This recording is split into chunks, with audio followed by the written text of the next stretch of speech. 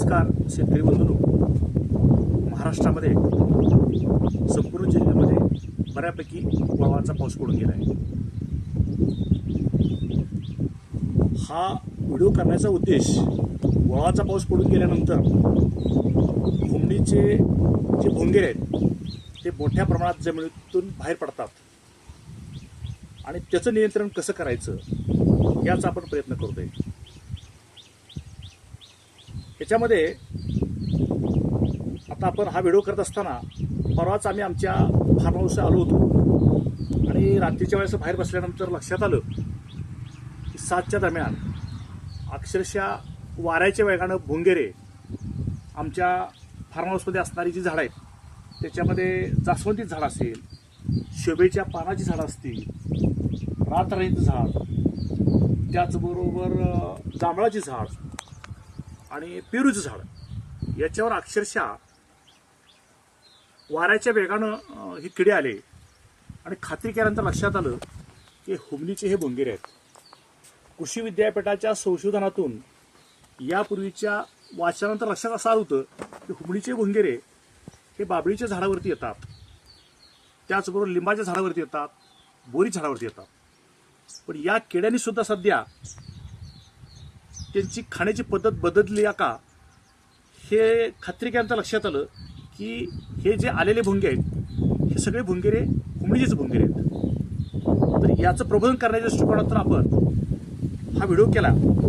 याच्यामध्ये आमच्या गावचे एक अनुभवी पत्रकार धनंजय राजवंश, त्याचबरोबर एक कामगार उद्योग संकुलाचे सध्याचे अध्यक्ष विजयराव सावंत, त्याचबरोबर यशवंतराव मोहिते कृष्णा सहकारी साखर कारखान्याच्या माध्यमातून जे कृषी महाविद्यालय, या महाविद्यालयाच्या कृषी कार्यानुभूच्या विद्यार्थिनी आमच्याच गावात असल्यामुळं हा एक प्रात्यक्षिक डेमो घ्यावं म्हणून आम्ही याचं नियोजन केलं. तर याच्यामध्ये लक्षात आलं की आम्ही दुसऱ्या दिवशी साधारणपणे 7च्या दरम्यान परत तशाच पद्धतीने सगळे भोंगेरे आले आणि आम्ही हे भोंगेरे थोडंसं प्रकाशाची व्यवस्था केल्यानंतर अक्षरशः एका तासामध्ये हजारो भोंगे आम्ही गोळा केले.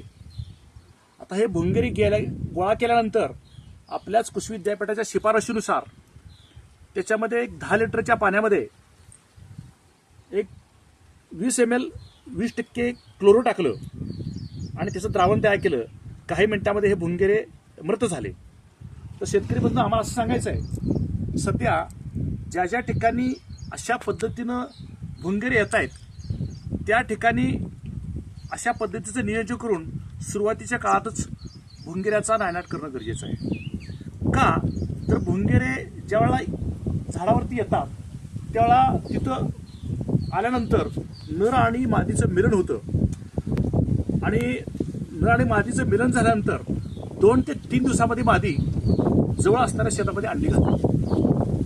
अंडी घातल्यानंतर 2 ते 3 दिवसामध्ये त्याच्यातून आळी बाहेर पडते. सुरुवातीच्या काळामध्ये जमिनीत असणारा सेंद्रिय कर्ब, कुजलेला पाला याच्यावरती ती आपली गुजराण करते. मात्र ती आळी मोठी झाल्यानंतर तिची एवढी भूक वाढते की त्या असणारी जी पिकं आहेत त्याच्यात ऊस असेल, भुईमुग असेल, ज्वारी असेल आणि कोणत्याही पिकाच्या मुळावर हल्ला करते आणि पिकाचं अतोनात नुकसान होतं. म्हणजे आपल्या शास्त्राच्या नुसार ज्यावेळेला बघितलं त्यावेळेला 30% ते जो 80% इतकं नुकसान या किडी करतात. म्हणून सुरुवातीच्या काळातच आपण अशा पद्धतीनं आलेले भोंगेरे गोळा करून नष्ट करणं गरजेचं आहे. मात्र याच्यानंतर ज्यावेळेला आळी तयार होते त्यावेळेला कृषी विद्यापीठानं शिफारस केलेलं जे जैविक औषध आहे त्याच्यामध्ये मेटारायझिम आहे, याचा वापर आपण करणं गरजेचं आहे.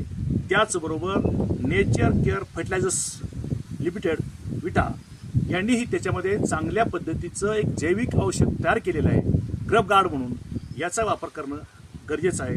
मात्र सुरुवातीच्या काळामध्ये हे जर भोंगे आपण पकडले तर पुढच्या काळामध्ये जो होणारा खर्च आहे त्याच्यामध्ये जैविक औषध असतील, रासायनिक औषध असतील, याच्यावरती होणारा खर्च हा कमी होईल.